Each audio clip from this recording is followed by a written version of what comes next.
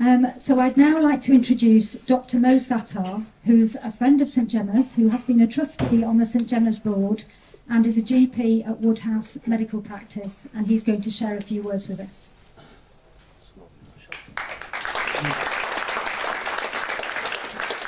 Thank you so much. Thank you. I've got a speech prepared. They said that it should be 2 minutes, but anyone that knows me, it's not going to be 2 minutes. But I will try to make it as swift as possible. Before I give my address, can I just thank everybody for the hard work that they've put in for today. It is such an amazing thing to happen. St Gemma's was started by nuns 45 years ago. They've still got the nunnery here, and they were looking after the dying 45 years ago. Fast forward now, and we're opening our fast, hopefully. So that is a landmark thing to happen, and I'm so proud that our team have been able to get this together. And a lot of hard work has got into this. Lots of people know me. I think I'm probably the common factor here. I know most of you. And one thing that I've learned through my leadership journey is that if you ask, people give. So, you know, Faisal, I don't even know Faisal. Well, I do now. But I just texted him and said, this is what I need you to do. And he turned up. You know, Ismail Hussain, I've known for a long time. And again, you know, he's helped. My Lahore, you know, I know these guys, and they've come along. And what an amazing spread they've put up. You know, they've gone over and beyond, making it look absolutely beautiful. So, you know, big up to everyone, and thank you so much. So, distinguished guests, dear colleagues, friends, a very, very warm welcome. And in Urdu, Hawatino wa Hazarat, Khosh Amdeed, Assalamu alaikum wa rahmatullahi wa barakatuh. I have a long collection to the specialty of palliative care throughout my career as a GP, and at St Gemma's, until recently, I was an active trustee board member.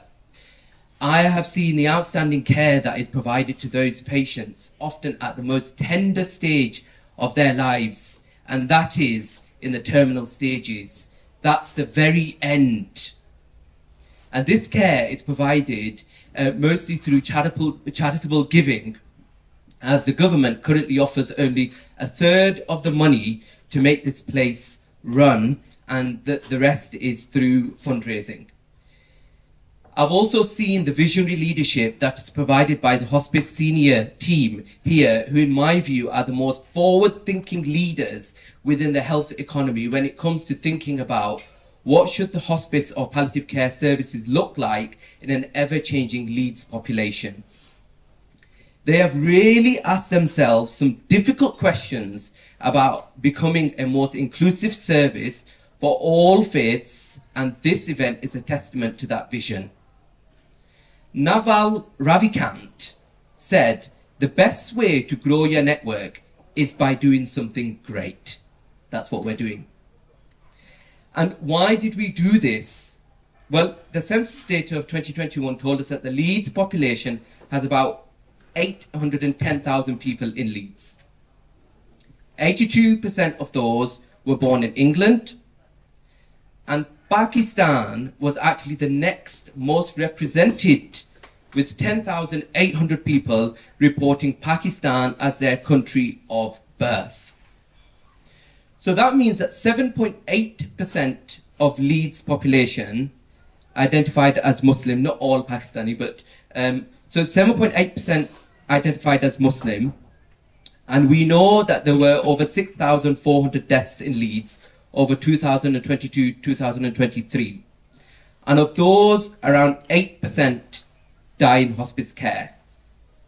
So I have estimated through all those figures, hopefully right, and Kerry checked it for me, that we should be looking after at least 50 patients from the Pakistani community over a year in this hospice. And this is not the case.